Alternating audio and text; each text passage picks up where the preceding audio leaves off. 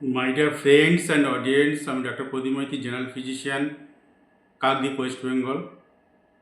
আশা করি আপনারা সবাই সুস্থ আছেন, ভালো আছেন।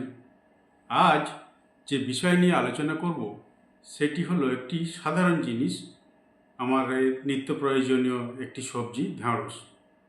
এই ঢ্যাঁড়স নিয়মিত গ্রহণ করলে, অর্থাৎ আমাদের তরিতরকারিতে গ্রহণ করলে শ্বাসকষ্ট প্রতিরোধ করে। এই ঢ্যাঁড়স গ্রহণ করলে শ্বাসকষ্ট প্রতিরোধ করে এবং রোগ প্রতিরোধে সাহায্য করে। ঢ্যাঁড়স গ্রহণ করলে রোগ প্রতিরোধে সাহায্য করে। এই ঢ্যাঁড়স তরকারি করে রান্না করে খেলে ক্যালসিয়ামের ঘাটতি পূরণ করে এবং এই ঢ্যাঁড়স আমরা যদি গ্রহণ করি, তরকারি করে খাওয়া দাওয়া করি, খারাপ যে কোলেস্টেরল আছে সেটি কমায় ঢ্যাঁড়স, এবং ত্বকের যে বিষাক্ত পদার্থগুলি আছে সেগুলি কমিয়ে ফেলে, ত্বকের বিষাক্ত পদার্থগুলি দূর করে, অর্থাৎ কমিয়ে দেয়।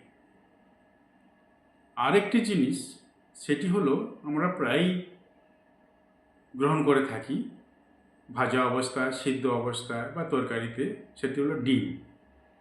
এই ডিমের সঙ্গে আপনারা বড় মাছ গ্রহণ করবেন না, এতে অসুবিধা হয়। বা ডিমের সঙ্গে আপনারা চিনি একসঙ্গে গ্রহণ করবেন না, এতে অ্যামিনো অ্যাসিড সৃষ্টি করতে পারে।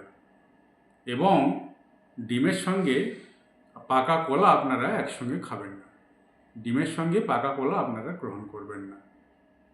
এই জিনিসগুলো আমি যে বললাম আপনারা মেনে চলবেন।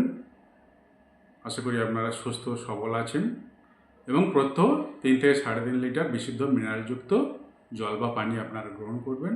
সবাই সুস্থ থাকুন, ভালো থাকুন। নমস্কার।